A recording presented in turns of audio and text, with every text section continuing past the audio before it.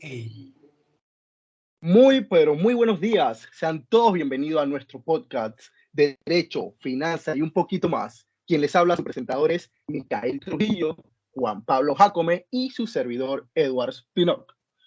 Este podcast está dedicado a hablar sobre temas de derecho combinado con las finanzas y un poquito más sobre la actualidad nacional e internacional.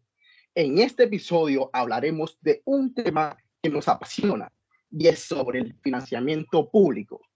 En el día de hoy vamos a hablar cómo hace el Estado para realizar esas megas obras como el metro, carreteras, puentes, hospitales que suman miles, millones de dólares y forman parte de los planes de inversión en los planes quinquenales que presentan los gobiernos de turno sin afectar las arcas del Estado.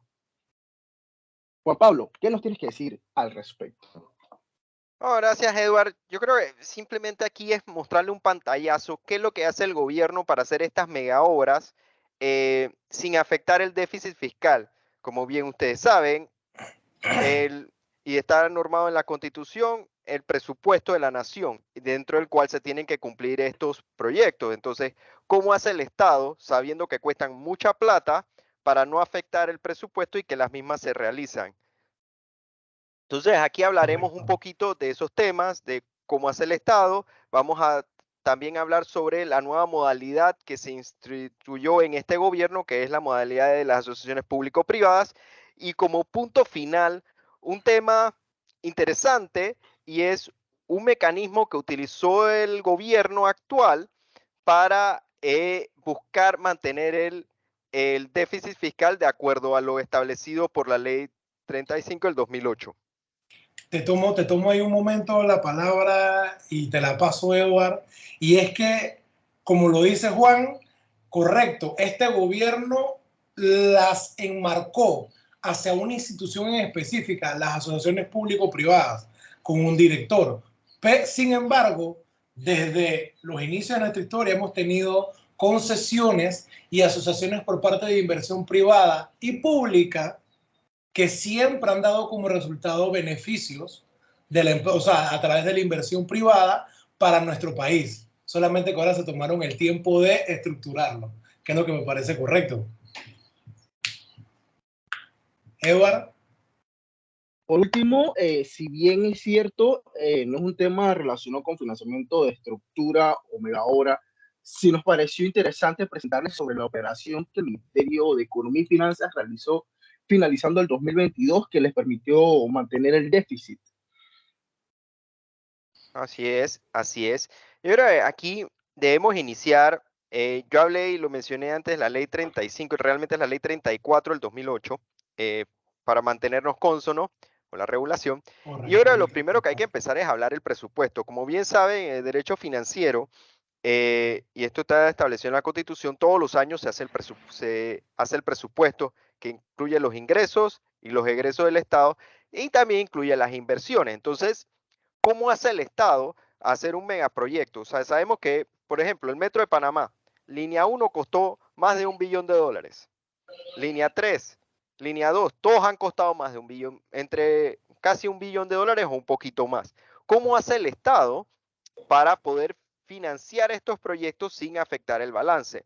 Entonces, todo empieza de él en manejar el presupuesto y manejar el déficit fiscal y los límites de déficit fiscal establecidos bajo la normativa. Entonces, Nosotros. Micael, ¿tú qué No, hay opinas? algo, bueno, te comento rápido.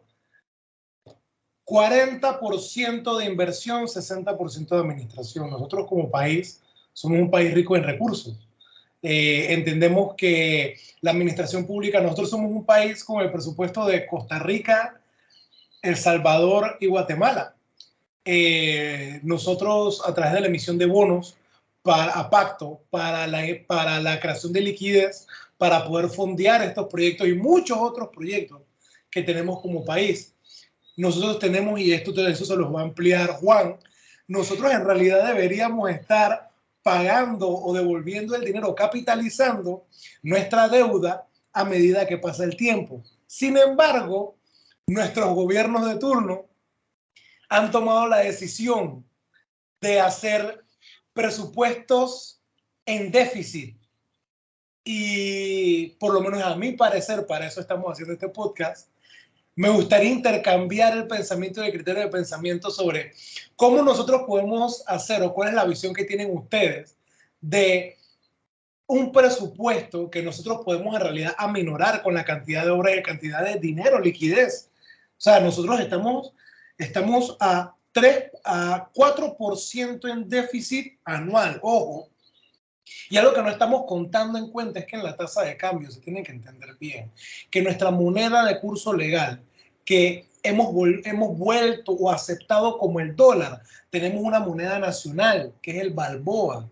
Y esta moneda también crea una tasa de cambio que tiene que ser anexada y se suma al déficit de deuda que tiene el país. Entonces, si nosotros como país tenemos la calidad y la capacidad de generar ingresos, no es acaudalar, la palabra correcta sería recaudar, para poder proyectar un déficit acorde a nuestros parámetros de alcance, ¿por qué seguimos proyectando presupuestos en déficit si no amerita el crecimiento teniendo el capital y el valor y la capacidad de ejecutar obras de la magnitud que necesitamos en este momento sin tener que llegar a endeudar más el país? Edward, tú tenías un comentario sobre eso. Bueno, sí, y siguiendo la línea que comentaste antes, Juan, haciendo un podcast. sobre el metro, Estoy haciendo un podcast. creo que comentaste algo, No Juan, puede, sobre un billón de dólares sobre cada línea. Si bien es cierto, he visto cómo suben y plantean o lo presentan en las noticias como que la línea 1 costó 500 millones, la línea 2 costó 800 millones y ahí se van sumando. Pero yo tenía una duda, una consulta. La línea 1 fue, específicamente hablando del metro, la línea 1 fue soterrado mitad y la otra mitad arriba. ¿Cómo? O sea, yo, por lo que la lógica sentido común me habla, que por la línea soterrada va a ser mucho más cara que por arriba.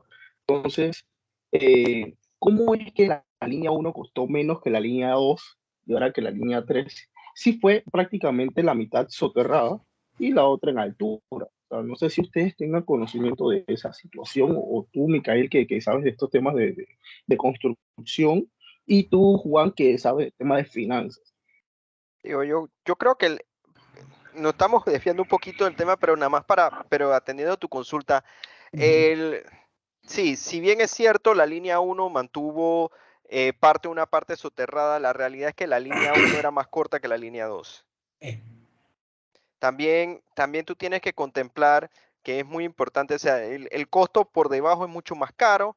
También hay que revisar el tema de la línea 2, si hubo que hacer alguna remoción. Pasa que la gente no sabe, cuando tú haces una obra, no es solamente la obra, son todos los elementos añadidos, llámese temas de terrenos, llámese de movilización de sistemas públicos, o sea, postes, adecuaciones. Nosotros tenemos que ver el presupuesto inicial, adecuaciones y imprevistos. Esos son los tres macrorrubros: hombre, materiales, tiempo, dinero.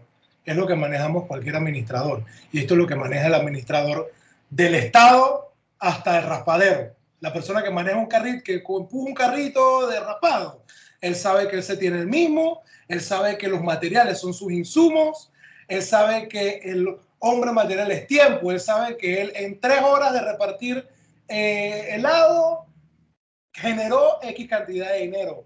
Y dinero es su ganancia y la administración, que él sabe que él cuenta con, un ejemplo, con un 60% de administración, un 40% de inversión. Entonces, esta matemática básica se las polarizo en los proyectos como la cinta costera. Es algo muy sencillo. Entre adecuaciones y ejecución, para que sepan y manejemos los rangos correctos. Ejemplo, la línea de San Isidro llegó a costar desde San Miguelito a San Isidro 400 millones de dólares. Estamos hablando que la línea soterrada sí costó $1 billón casi, porque recuerden que ellos mezclaron varios proyectos aledaños a ese principal. Porque cuando se hizo el trabajo de la tuneladora que trajeron de Europa, ellos a su vez sumaron en un solo tramo, recuerden, cinta costera 3, que hicieron el anexo completo del viaducto, fueron 760 millones de dólares. Estamos hablando que la línea soterrada más la línea aérea que llega hasta, en este momento, que llega hasta, que fue el tramo que se hizo de San Miguelito hasta la 5 de mayo, ese es el tramo que ellos adecuaron en $1 billón completo.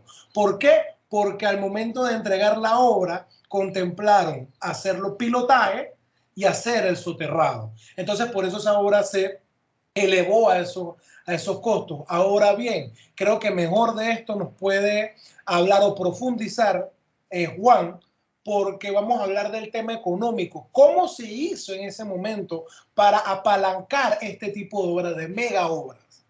Ok, Exacto. sí, en efecto, ¿esto cómo se hace?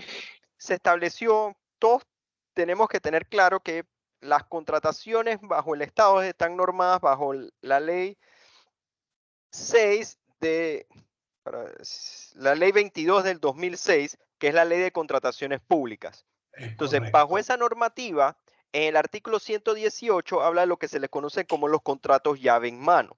Estos contratos, como ustedes lo han escuchado, son utilizados en los medios públicos porque se les tiene un tema se les asocia con temas de coima, temas de sobrecosto y qué es lo que hace. Realmente un contrato llave en mano significa yo le transfiero todo el riesgo a la constructora desde la parte inicial que viene siendo todo el diseño bajo unos parámetros que yo establezco, diseño, construcción y finalización. Entonces eso se le conoce como contrato llave en mano. Es un contrato en donde yo le transfiero todo el riesgo a través de un envolvimiento económico. ¿Cuál era el tema primordial de los contratos llave en mano? Es el tema del financiamiento. Es decir, ¿cómo hace el Estado para pagarlo? El Estado lo que te dice es, yo esos contratos llave en mano, si el contrato son usualmente una obra que tú haces, por ejemplo, una obra de construcción que te demora 2 años, a ti te van a pagar por avance de obra. Entonces tú tienes tu curva y en la medida que tú vas avanzando, tú presentas cuenta y así mismo se te paga. En los contratos llave en mano, ¿qué es lo que ocurría? Lo que hace el gobierno es que él va a diferir el pago. Es decir, que durante la construcción él no paga. Él paga a través de partidas en años posteriores. Entonces, con eso lo que tú estás haciendo es que tu pago, tú lo difieres en el tiempo. Entonces, bajo tu presupuesto, tú no vas a presupuestar que en 2 años tú vas a pagar 1.5 billones de dólares, que es lo que te pudo haber costado, sino que tú lo que haces es que a través de 5 años, 10 años, dependiendo, en varias partidas año a año, tú vas haciendo los pagos.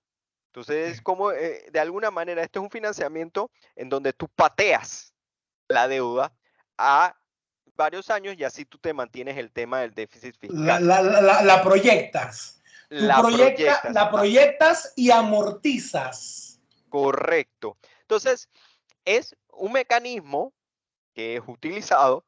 Entonces, ¿qué es lo que Yo ahora sucede? tengo unas opiniones, unos criterios ahí no encontrados y Ajá. sumatorios. Dale, dale. Entonces, ¿qué es lo que tú terminas haciendo? Entonces, tú le transfieres a los gobiernos subsiguientes esa deuda. Hablando de eso, que ahora que mencionas sobre los gobiernos subsiguientes, el tema de la ciudad hospitalaria, ¿qué fue lo que pasó con ese contrato establecido? ¿Y las partidas fueron pagadas o entregadas, las partidas proyectadas? ¿Qué fue lo que pasó Es ahí? una buena pregunta. ¿Qué es lo que sucede? Y esto es parte de cómo estaba establecido este tipo de financiamiento. Siguiendo con la línea, ¿qué es lo que tú hacías? Para hacer esto, como tú establecías estos pagos diferidos a través de partidas en unos años subsiguientes establecidos, entonces lo que se crearon, lo que se le conocieron en su momento como cuentas de pago parcial o certificados de no objeción. Este último es enfocado para el Metro de Panamá. Entonces, ¿qué eran esto? Esto es, yo hago el avance de obra, pero como les digo, el gobierno no va a pagar en ese momento. Entonces, si el gobierno no te paga en los años de construcción, la empresa, entonces eso quiere decir que la empresa se tiene que financiar el 1.5 millones de dólares. Eh, ¿Cómo tú financias 1.5 millones de dólares o sea, una constructora puede que tenga la plata, pero usualmente, y Micael lo puede decir mejor que yo, las constructoras dependen del trabajo y ellos requieren capital de trabajo para seguir haciendo los trabajos. Entonces, no es que la constructora va a tener un fondo de 1.5 millones de dólares para seguir y aguantar 2 años hasta que le paguen. No, él se tiene que financiar. Pero entonces, ¿cómo tú te financias si te dicen que te van a pagar en 2 años? Entonces, Tú lo aquí proyectas viene, y lo amortizas y sí, lo divides entre el valor, o sea, entre el costo de la obra más lo que la gente no entiende es que contratar con el Estado toma tiempo, porque el Estado puede, vamos a empezar primero contratos llave en mano. Eso, disculpa No, que te interrumpa, Micaí. Eso quiere decir entonces que la Nación Hospitalaria no fue uno de los proyectos de Yahweh, hermano. no, sí fue llave en sí mano, fue pero es llave que en no, mano. pero para terminar la explicación nada más, entonces, ¿cómo tú haces? Entonces, qué es lo que se decidió? Entonces, lo que tú hacías era que tú igual presentabas, exacto, entonces, cómo la empresa se financia, que es el medio del asunto. Entonces, ¿qué es lo que se estableció? Una resolución, la inicial creo que fue en el 2007, que fue también utilizada, creo que también se utilizó para los temas de cinta costera, y después se modificó en el 2015. Entonces, ¿cómo tú hacías? Entonces, el gobierno lo que estableció es, mira, el financiamiento, tú en principio, tú lo tienes que buscar a las empresas. Pero ¿qué es lo que hicieron? Listo. Pero ¿sabes qué? El financiamiento tú lo buscas, pero yo te lo apruebo. Todo el financiamiento tú tenías que ir al Ministerio de Economía y Finanzas para que te lo aprobara.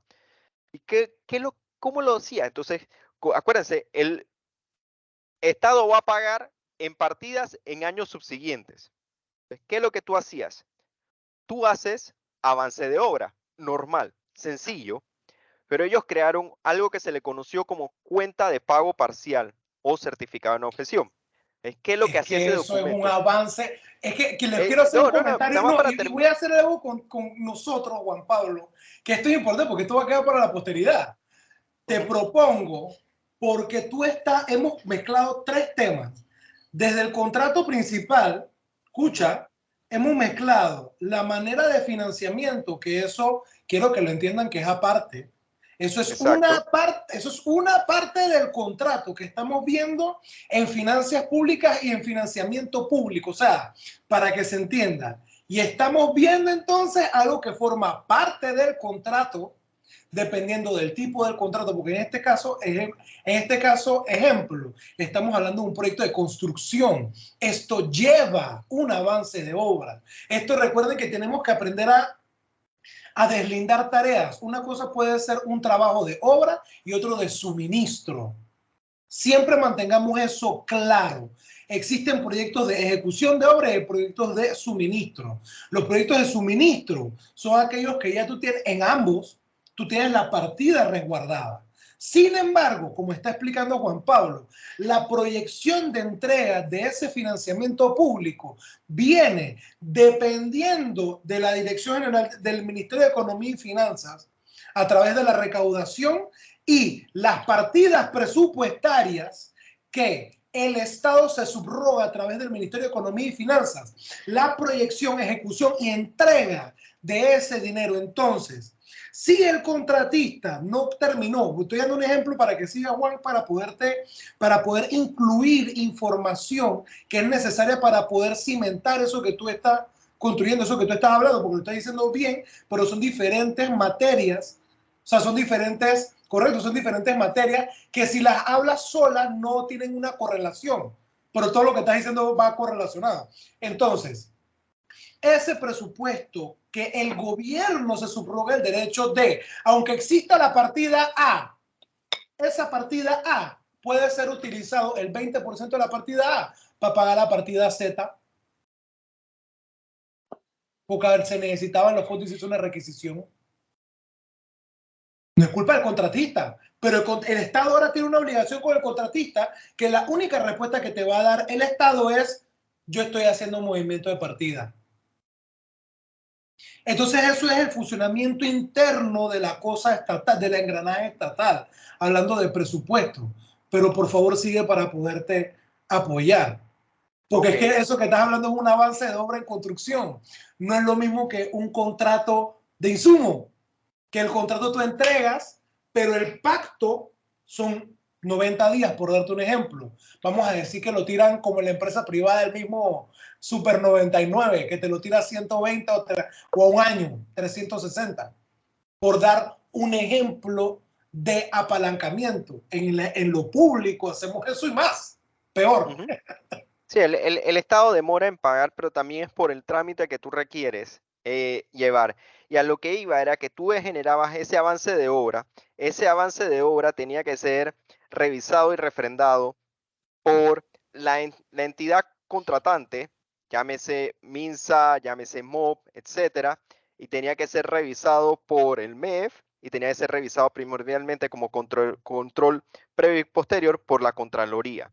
Una vez que eso estaba refrendado, se pasaba a hacer y tú ejecutabas lo que se le conocía como un certificado de pago parcial o certificado de no objeción, que era un documento, el cual tenía que ser refrendado por Contraloría. Una vez era refrendado por Contraloría, ese documento se constituía como un documento irrevocable e incondicional de pago.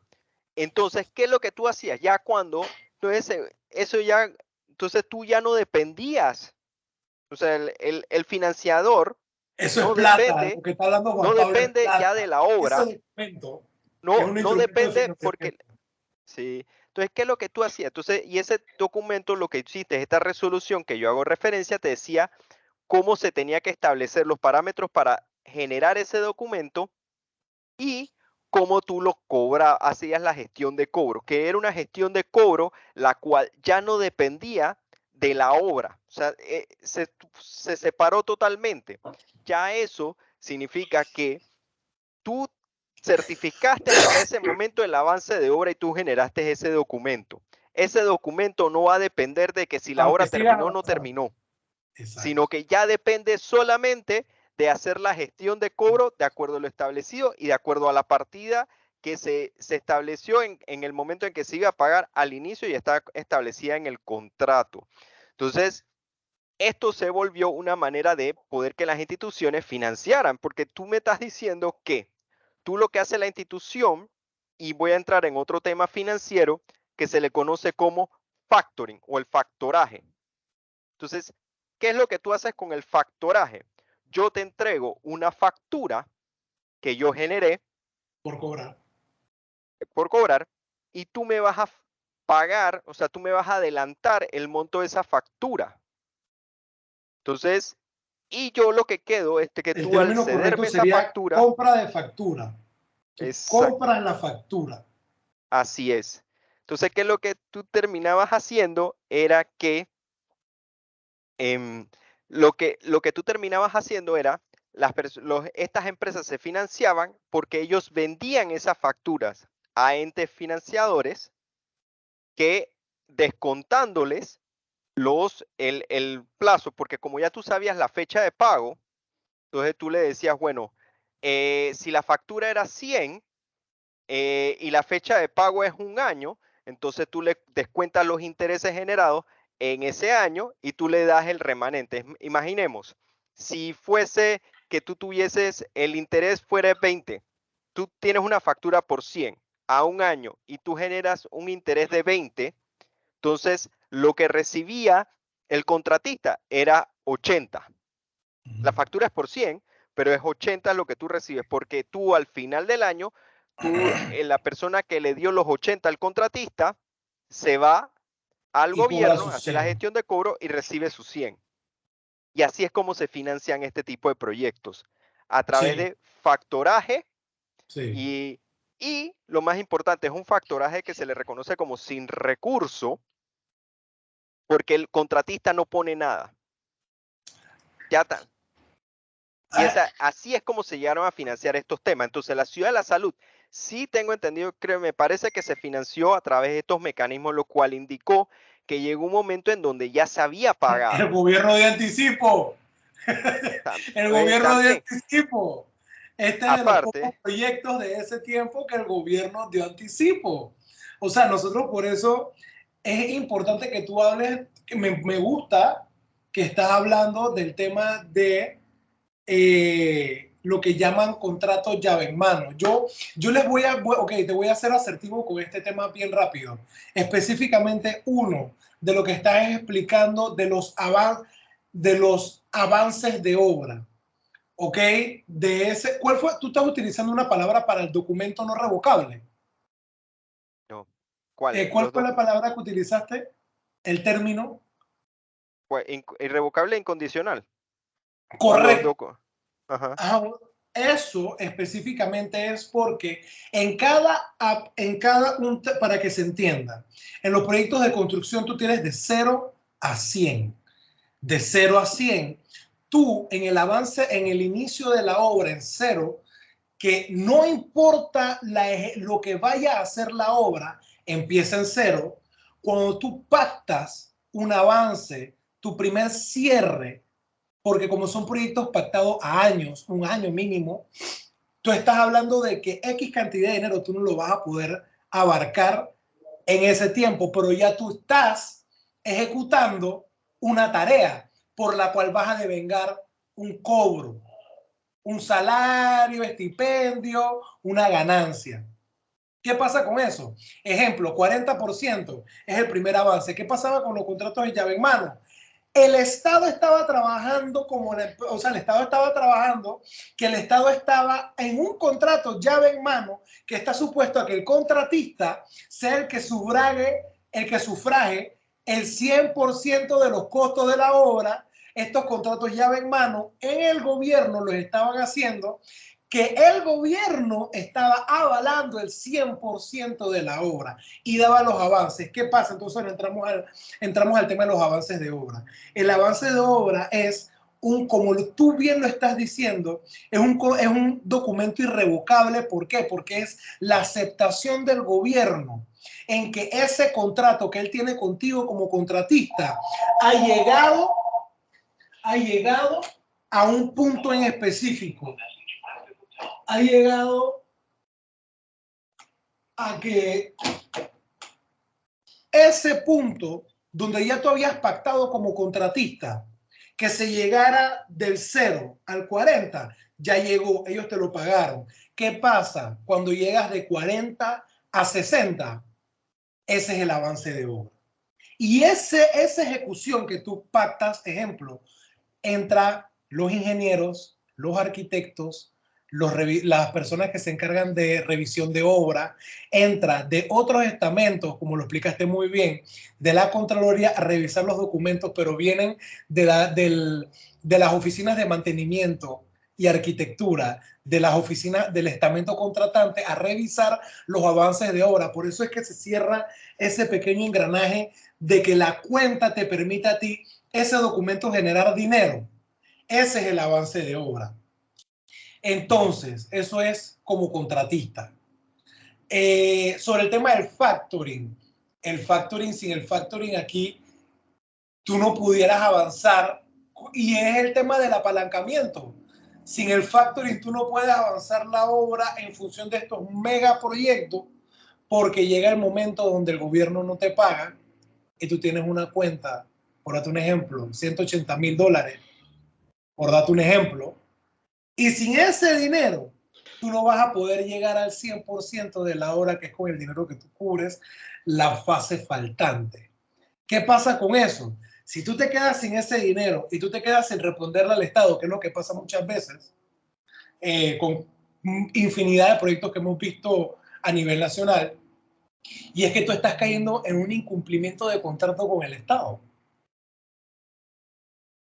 Y eso es lo que la gente no termina de ver. Y entonces aquí se dan porque los comienzan a demandar.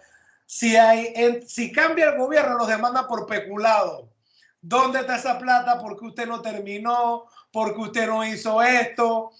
Entra entonces, como cada gobierno ejecutivo, el ejecutivo es la presidencia, son los ministerios, ellos manejan su presupuesto. Recordemos que el órgano legislativo el ejecutivo presenta el presupuesto estatal a nivel nacional y el legislativo es el que aprueba. Los 72 diputados son los que aprueban la manera en que se va a utilizar esos recursos. Entonces, independientemente de que un gobierno tenga una visión o que hayan quedado proyectos de país, cada director o podemos decir, cada ejecutivo, porque vamos a hablar de un tema organizacional, ejecutivo, se subroga el derecho de decir hacia dónde o cómo se van a invertir esos fondos y el legislativo de aprobar que se invierten de esa manera. Es por eso que vemos retrasos también en proyectos como Ciudad Hospitalaria. También sí, ese fue muy cuestionado. Cuando hubo cambio de gobierno se cuestionó el origen del proyecto en sí. Por eso fue que se mantuvo porque vino todo el tema de disputas en base a lo que bien mencionaba Micael. Uno, porque la empresa, si tú no le pagas, él no puede seguir ejecutando, pues se queda la empresa sin plata. Y eso fueron porque hubo cambio de gobierno y el gobierno subsiguiente lo que hizo fue cuestionar el origen de la contratación. Entonces, ese fue el tema de la ciudad hospitalaria. Pero en sí, en función a lo que íbamos, era cómo hacía el gobierno. Bueno, ellos hacían estos pagos diferidos y la empresa constructora lo que hace es, se le genera durante su construcción, en base a una curva, y aquí les mostramos un pequeño diagramita para que lo tengan. Esto viene, ay, espérense. Ok. Esto viene siendo esta que viene aquí es la curva de construcción. Y estos son los avances de obra que se van generando. Entonces, cada de estos avances de obra genera una CPP. Y esa CPP es la que se le vende al banco. Y así es como el contratista va generando, va teniendo recursos a terminar y el banco se paga en el año 2000X cuando la obra se terminó 2 años antes.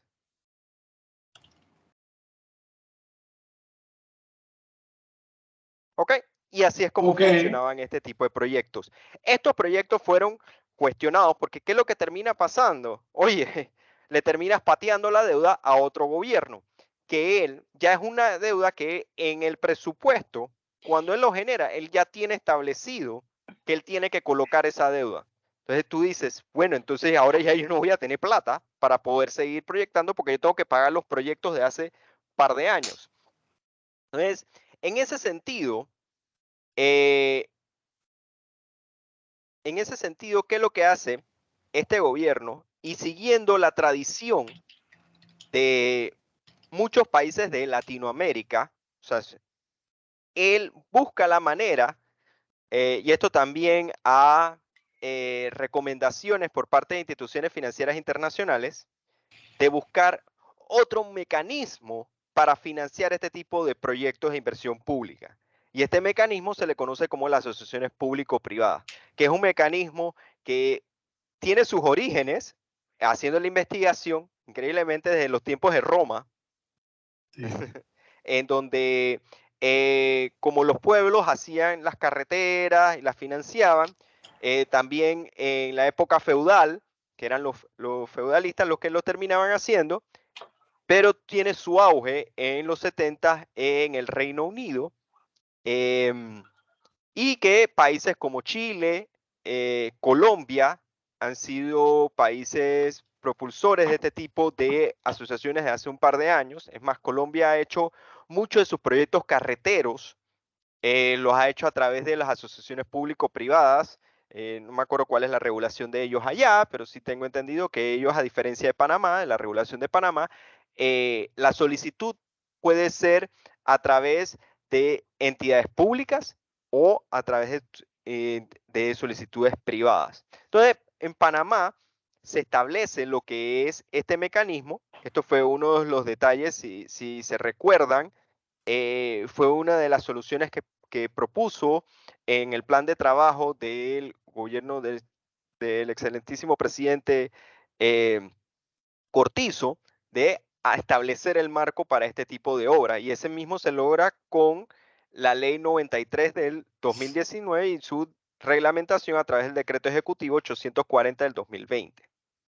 Entonces, se crea esta normativa. ¿Qué es lo que hace una asociación público-privada? Muy bien lo decía Micael, sí ha existido. Si nosotros nos vamos al estricto definición, ha existido, porque es una transferencia de riesgos, y una en donde yo voy a compartir el riesgo con la empresa privada. Yo no soy el experto, se lo doy a la empresa privada que es la experta y que mejor lo maneja. Entonces, tú creas este marco para compartir el riesgo. Antes tú hacías estos contratos en donde se iba directamente sobre el presupuesto de la nación, hacías los pagos diferidos y ya. Sin embargo, tú creas las asociaciones público-privadas para que esos emolumentos no salgan del presupuesto, ya sea en su totalidad o parcialmente. Y ahora, si vamos haciendo las preguntas, lo vamos viendo. Y es para compartir ese riesgo. Tú creas un marco estructural amparado por una ley en donde estas empresas hacen las obras y lo que tú buscas es ser lo mucho más eficiente y económico y buscando el mayor retorno para lograr estas obras importantes para la población. Contrapartida es, mucha gente va a decir, bueno, esa contrapartida es que si el Estado no paga, significa que yo lo pago a través de temas como peajes, etcétera. Sí, puede ser que existan esos temas de por medio, pero bueno, ahí podemos ver que hay millones de opciones. Capaz lo que termina pasando pueden ser hasta peajes subsidiados o peajes sombras, y en la medida en que el peaje que se le cobra a la población no sea suficiente, que es lo que pasa con el Metro de Panamá. El Metro de Panamá, tú tienes un peaje simbólico que te cubre una parte, pero otra parte sí la financia el Estado porque no es el real costo para incluir todo lo que incluyó todo el financiamiento de la construcción y operación. Pero bueno, esto es en sí lo que es las asociaciones público-privadas, que es el nuevo mecanismo de financiamiento de estas inversiones públicas. Sí, así es. Consulta. Bueno, sobre el tema nos quedó bastante claro. Creo que fue un tema bastante detallado por parte de Juan respecto a lo económico financista y Micael en el tema de operatividad. Yo quería ir cerrando con el tema sobre de la presentación o presentarles a nuestros oyentes la operación que el Ministerio de Economía y Finanzas realizó finalizando el 2022, que le permitió mantener el déficit. Juan. Sí, esto es interesante porque ya como último punto le queríamos traer a la mano esta operación que nos pareció súper interesante, algo en el mundo de las finanzas. Por decirlo menos. Sí. Por decirlo menos. Ellos utilizaron un contrato derivado. Un contrato derivado significa en el mundo de las finanzas tú tienes contratos que no solamente derivado es que se derivan una transacción que deriva de otra. Entonces, este contrato se le conoce como swap. Swap, como es el nombre de la traducción en español, es un intercambio. Entonces, es un contrato en donde se intercambian cosas. Derivado porque no es un principal, sino deriva de algo. Usualmente estos contratos se establecen de tasas de interés. Es decir, imaginemos un contrato de préstamo común y silvestre, y es un contrato en donde yo tengo una tasa variable. Es decir, yo tengo una referencia, antes era la LIBOR, la cual desaparece, ahora es SOFR, más un margen. Entonces, yo estoy recibiendo una tasa variable porque yo tengo que sumar mi margen más mi referencia. Entonces, lo que yo hago en ese intercambio es que yo voy a intercambiar con una institución yo le voy a entregar a esa institución la referencia y él me va a entregar una tasa fija. Es decir, si la referencia hoy en día era SOFR 3 meses, que puede estar como en 5%, más un margen de 4, significa que mi tasa de interés es 9. Pero yo dependo a los vaivenes del mercado. Sin embargo, con este derivado, lo que yo hago es que yo le entrego la referencia y él me dice que él me va a entregar una tasa de interés que es de 4.50. Es decir, que mi tasa de interés va a ser 8.50 fija. Entonces ahí se generó el intercambio. Ese es el más común, es lo que se ve. Y eso depende de los plazos, etc. ¿Qué es lo que hizo el Estado? El Estado no intercambió tasa de interés. El Estado intercambió intereses por pagar. Es decir, y aquí se los Sí. muestro.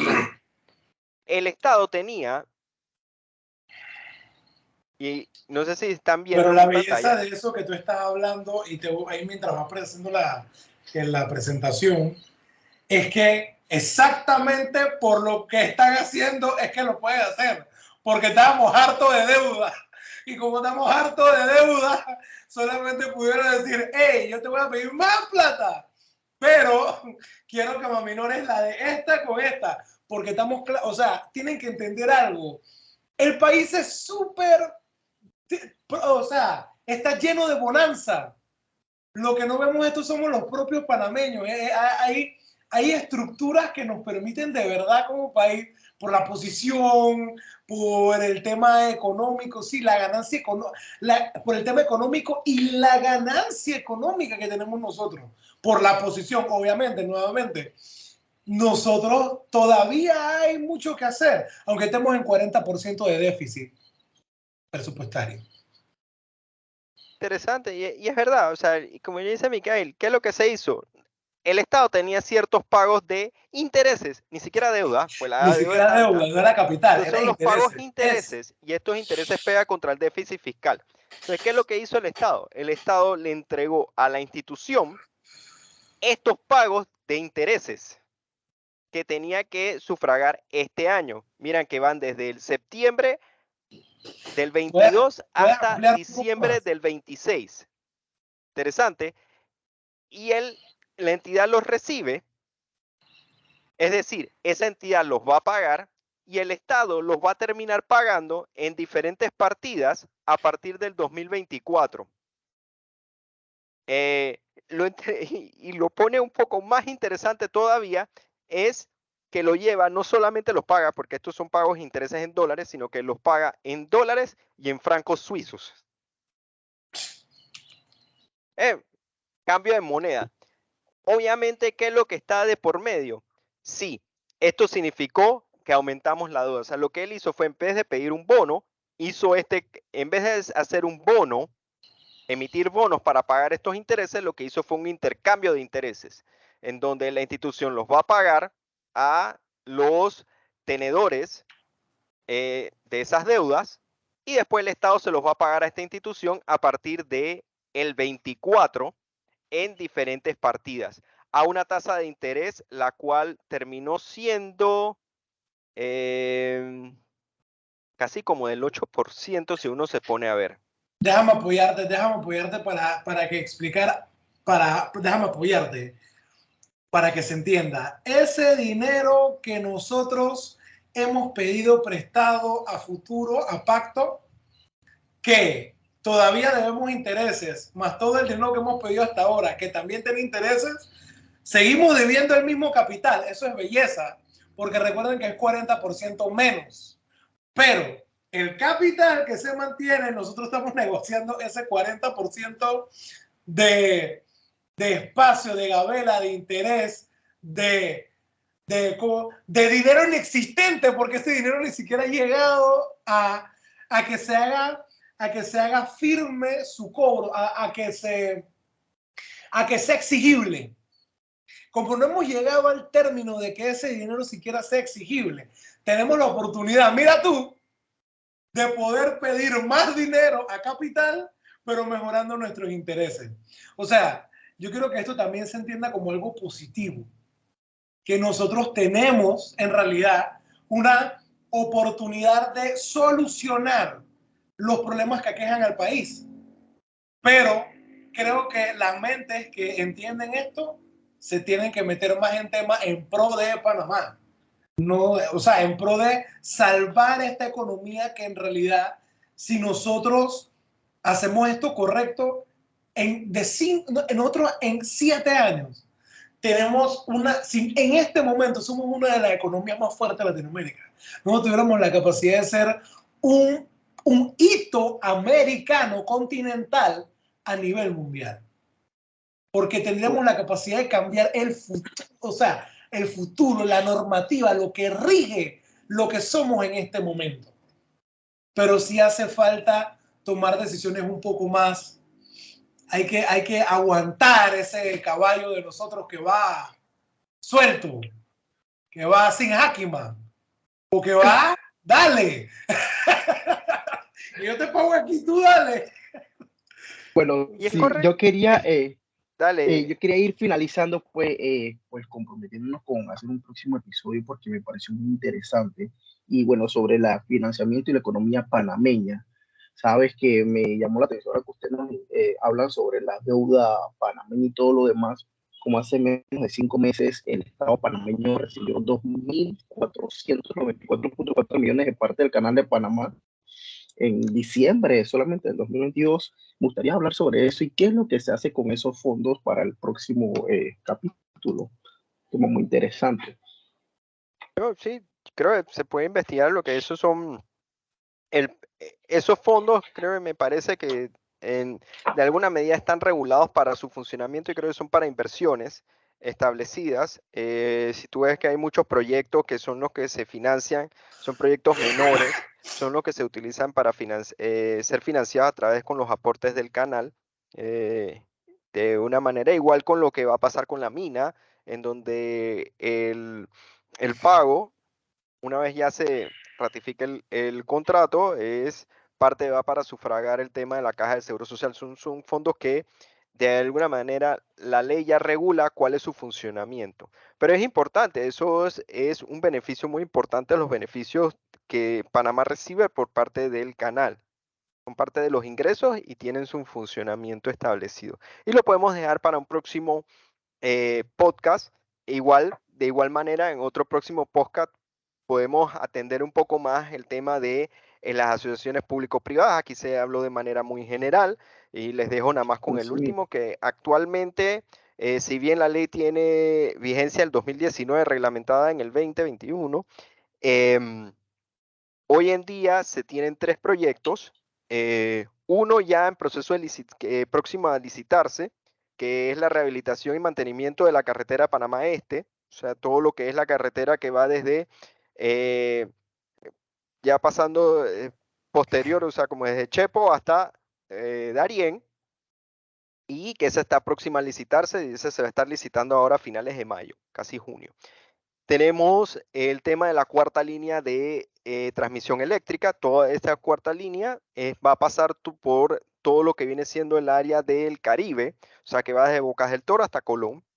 Y el rehabilitación y mantenimiento de la Panamericana Oeste, que es todo lo que viene siendo la Panamericana posterior a la, a la autopista. Estos dos están en la etapa de factibilidad. No han entrado todavía en licitación, pero sí se espera que se licite, especialmente el tema de la cuarta línea, un proyecto que viene desde el gobierno, desde hace varios gobiernos. Se había licitado en su momento para finalización del gobierno anterior, Sí. pero esto no tenía como una ley que lo amparara, el mecanismo, y ahora sí tiene una ley que lo ampare. Entonces sí esperamos que eso se dé pronto. Pero son todos temas que podemos ir viendo en el próximo podcast. Yo creo que aquí es ver las ventajas de cómo se entrelaciona el derecho y las finanzas. Son elementos que no son separados y que funcionan, y es ver todo este mecanismo de soluciones que existen, pero para poder que financieramente sean viables, tiene que tener un marco legal que las ampare. Entonces, ahí es donde entra la labor de los abogados, y muy buena. Y ¿saben qué? Sí, Se cobra bastante por eso. somos nosotros. Exactamente, así es. Está muy claro, excelente. ¿Eh? Y hasta en la vida pública, más en la privada, pero en la vida pública también. Bueno, muchachos, esto ha sido todo en nuestro podcast del día de hoy. Espero que haya sido su total agrado en nuestro podcast llamado Derecho, Finanzas y un poquito más, con nuestro título de financiamiento público, cómo hace el Estado para hacer mega obras y cumplir con la regulación fiscal, presentado por el cuasi abogado Juan Pablo Jacome, cuasi abogado Micael Trujillo y su servidor Eduard Spinock. Ha sido Cuasi todo un placer. abogado. Abogado. Chao, chao. Así es, hasta luego. No.